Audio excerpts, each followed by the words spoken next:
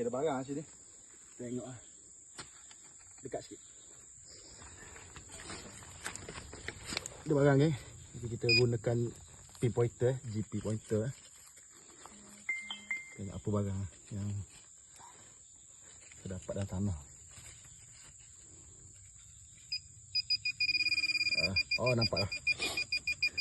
Nampak lah. Ni.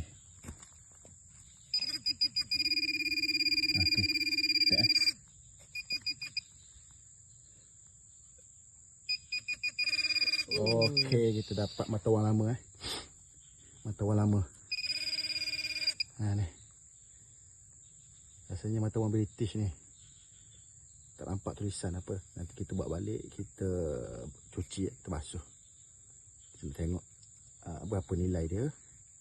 Tulisan apa yang tertulis dekat mata wang ni. Okey, okay? Mantap lah.